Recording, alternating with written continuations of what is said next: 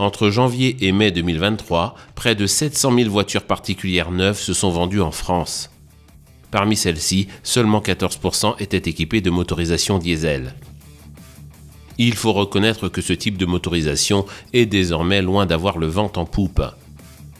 Subissant un lynchage en règle dans les médias depuis maintenant une bonne dizaine d'années, accusé de tous les maux, menacé d'interdiction imminente dans de nombreuses agglomérations, il n'est pas étonnant que de nombreux acheteurs de véhicules neufs se détournent dorénavant du diesel au profit de motorisations alternatives.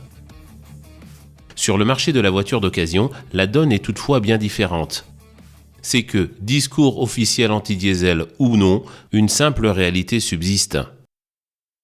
Selon les derniers chiffres en provenance du ministère français de l'écologie, le diesel représentait encore bien plus de la moitié des véhicules circulant en France en 2022.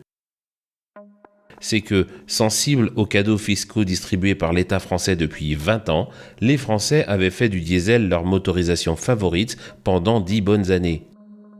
Songez qu'il représenta même près de 3/4 des ventes de véhicules neufs au début des années 2010. L'âge moyen des automobiles circulant sur le territoire hexagonal dépassant désormais 11 ans, il n'est dès lors pas étonnant que la plupart des automobilistes français roulent aujourd'hui encore en diesel. Les halls des vendeurs de voitures d'occasion montrent évidemment des proportions similaires en termes de motorisation. La question est donc aujourd'hui la suivante. En 2023, est-il toujours pertinent d'acheter une voiture d'occasion diesel ?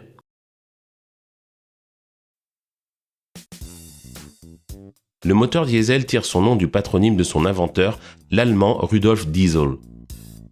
Dans la plupart des moteurs à combustion interne fonctionnant à l'essence ou à l'éthanol, l'allumage du carburant mélangé avec l'air se fait grâce à l'étincelle d'une bougie.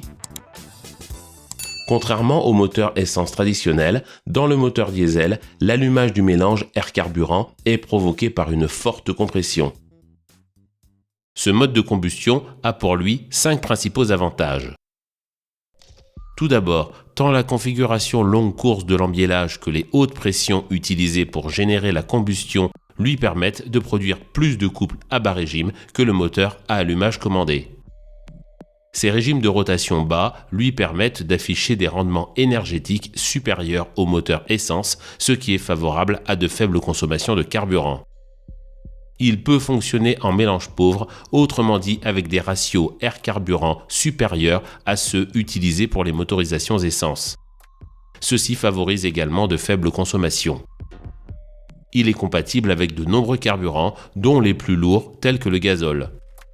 Ce carburant, possédant un pouvoir calorifique supérieur à celui de l'essence, permet également une réduction des consommations.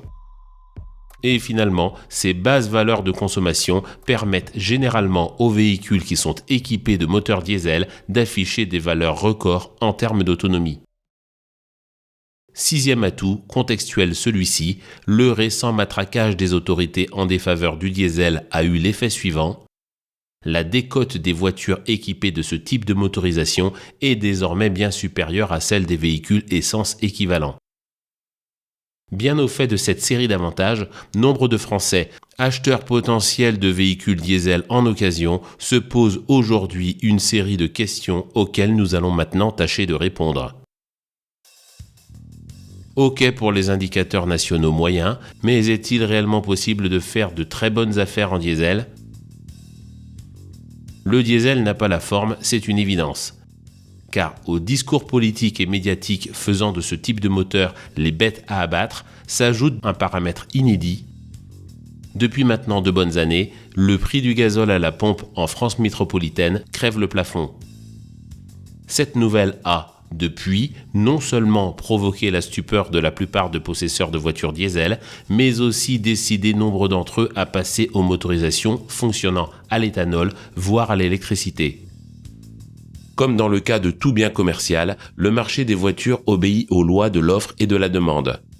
Cette dernière s'étiolant pour les raisons précitées, il n'est pas étonnant de constater que les parkings des vendeurs d'occasion soient de plus en plus encombrés par des véhicules diesel.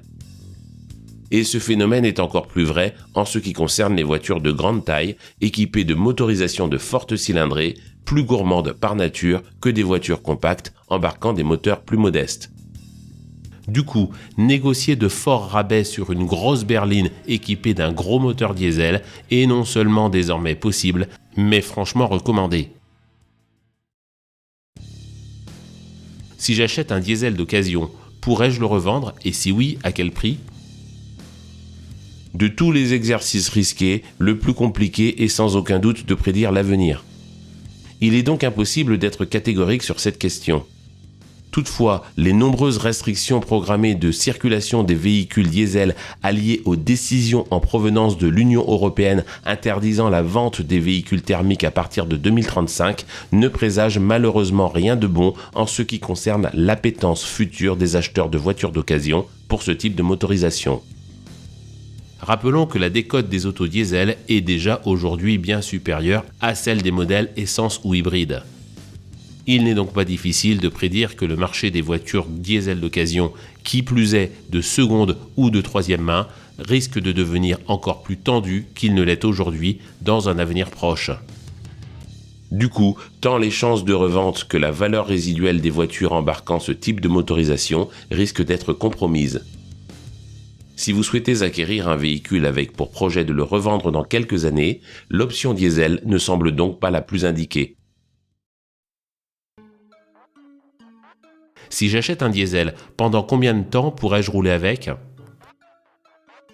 La loi climat imposant la création d'une zone à faible émission dans les grandes agglomérations d'ici la fin 2024 fut promulguée en plein mois d'août 2021. Plusieurs nouvelles municipalités françaises sont impactées. Aix-Marseille, Montpellier, Nice, Rouen, Strasbourg, Toulon et Toulouse. Rappelons qu'il s'agit d'interdire à certaines catégories de véhicules désignés comme polluants, diesel en tête, l'accès au centre des villes. Le bannissement ou l'acceptation d'un véhicule en zone à faible émission se base sur un système de vignettes, les critères. Le niveau critère, symbolisé par un numéro, correspond aux normes officielles Euro régulant les émissions polluantes des véhicules thermiques. Les agglomérations citées plus haut avaient pour mission de mettre en place des mesures d'interdiction de circulation concernant les véhicules légers suivants. Au plus tard le 1er janvier 2023, interdiction des véhicules classés critère 5. Autrement dit, des véhicules diesel immatriculés avant le 31 décembre 2000. Au plus tard le 1er janvier 2024, interdiction des critères 4, catégorie listant les véhicules diesel immatriculés avant le 31 décembre 2005. Et au plus tard le 1er janvier 2025, interdiction des critères 3 comprenant les motorisations diesel mises en circulation avant le 31 décembre 2010 et les essences immatriculées avant le 31 décembre 2005. Cette mesure devait être ensuite étendue à toutes les agglomérations de plus de 150 000 habitants. Coup de tonnerre début juillet 2023. Le gouvernement d'Elisabeth Borne, par la voix de son ministre de la Transition écologique et de la cohésion des territoires, Christophe Béchu, annonçait officiellement ce qui était qualifié de nouvelles mesures concernant ces zones à faible émission. Allant à l'encontre des annonces précédemment déclamées, sur les 42 municipalités françaises de plus de 150 000 habitants, 37 sont désormais renommées zones de vigilance. Si l'obligation de création de la zone par ces agglomérations n'est pas annulée, seules les voitures antérieures à 1997 seront finalement concernées par l'interdiction.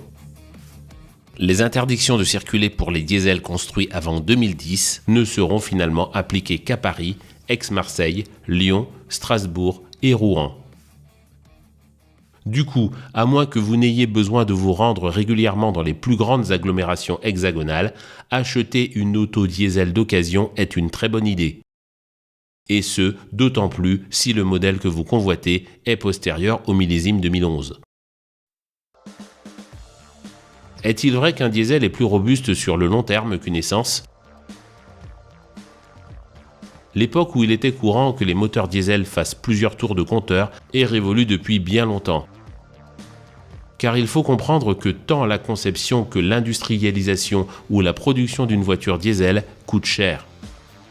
Désormais tous turbocompressés, dotés de complexes systèmes de dépollution, la rentabilité de ces véhicules par rapport à leurs homologues essence, du moins avant l'avènement des mêmes délires pour ces derniers, fut préservée à un seul prix. De nombreux constructeurs européens et américains en tête ont pris la sale habitude de rogner au maximum sur l'ensemble des marges de sécurité. Du coup, les véhicules, qu'ils fonctionnent à l'essence ou au gazole, ne présentent que le niveau de fiabilité et la durée de vie définie au cahier des charges et pas plus. Rappelons que la durée de vie d'un véhicule d'utilisation courante dans les conditions d'usage détaillées dans les cahiers des charges de chacun de ses organes se situe à 240 000 km ou 16 ans. Et ce qu'il soit équipé d'un moteur diesel ou d'un moteur essence. Si d'aventure le véhicule que vous convoitez approche cette limite, il vous faudra être conscient qu'outre la transmission et le moteur, de nombreux autres éléments sont conçus pour fonctionner pendant cette durée et pas beaucoup plus. Et ce, rappelons-le, qu'il s'agisse d'une voiture essence ou diesel. Est-ce vrai qu'un diesel coûte plus cher à entretenir qu'une essence ? Couple supérieur à cylindrée égale. Taux de compression sans commune mesure avec ceux des moteurs essence et autres dispositifs de réduction du bruit et des vibrations tels que lourds volants moteurs bimasse ainsi que complexes dispositifs de dépollution ont la conséquence suivante. Les véhicules diesel embarquent plus de composants que leurs homologues essence. Du moins que les voitures essence d'ancienne génération, autrement dit les 4 cylindres n'embarquant pas de turbo, d'injection directe, de filtre à particules, de volant moteur bimasse ou de système d'hybridation. Car depuis l'avènement de ces dispositifs censés faire baisser les consommations et les émissions, les voitures essence dotées de ces équipements ont non seulement vu leur niveau de fiabilité s'effondrer, mais aussi leur coût d'entretien exploser. À ce sujet, le Comité des constructeurs français d'automobiles publiait en 2017 une étude comparant les coûts moyens d'entretien annuels des versions diesel et essence de 27 voitures parmi les plus vendues en France. Les résultats indiquaient des différences inférieures à 50 € pour la quasi-totalité d'entre elles. Si donc vous souhaitez acheter un véhicule récent, le coût d'entretien ne devrait donc pas être un critère vous permettant de pencher en faveur ou en défaveur d'un diesel. En revanche, si vous hésitez entre une voiture essence âgée à moteur atmosphérique à injection indirecte et sans hybridation, donc généralement âgée de plus de 10 ans, et un diesel de la même époque, il vous faudra prendre en compte le coût probablement supérieur d'entretien de ce dernier. Acheter un essence d'occasion et le convertir à l'éthanol. Meilleure option que le diesel ?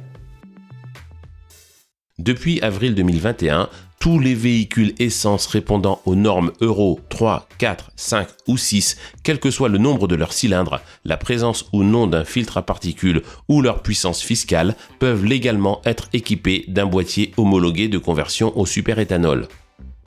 Le coût de l'installation du système s'étale de 700 à 1600 € en fonction du véhicule, de l'installateur choisi ainsi que des fonctionnalités permises par le boîtier.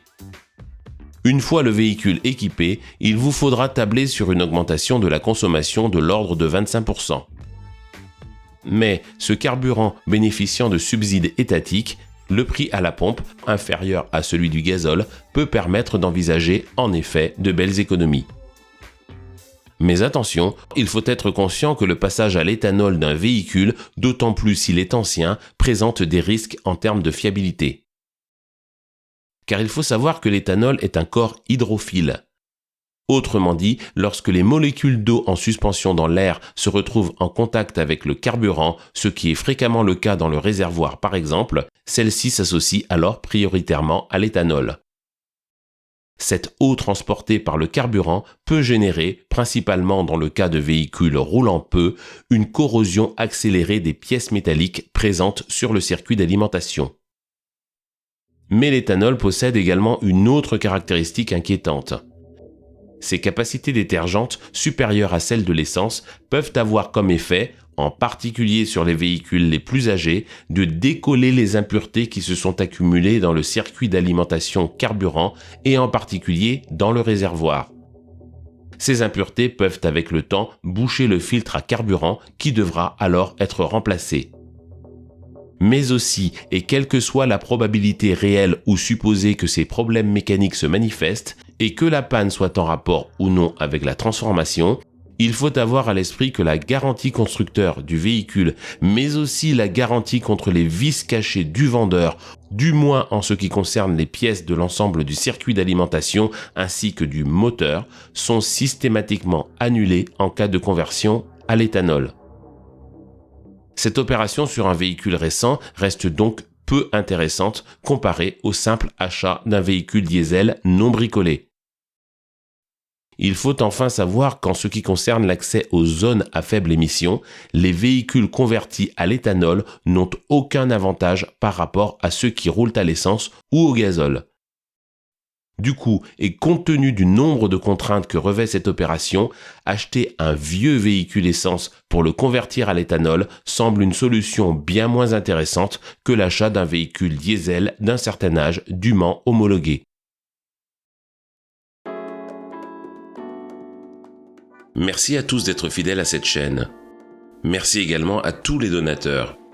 Si vous souhaitez vous aussi soutenir financièrement la chaîne, il vous est possible d'effectuer un don. 2 solutions s'offrent à vous. La première, il vous suffit de cliquer sur le lien dédié à l'intérieur du bandeau. La seconde, il vous est désormais possible d'utiliser les Super Thanks YouTube en cliquant sur le bouton Merci sous chacune des vidéos de cette chaîne. Si vous ne l'êtes pas encore, assurez-vous bien de vous abonner et d'actionner la cloche pour être notifié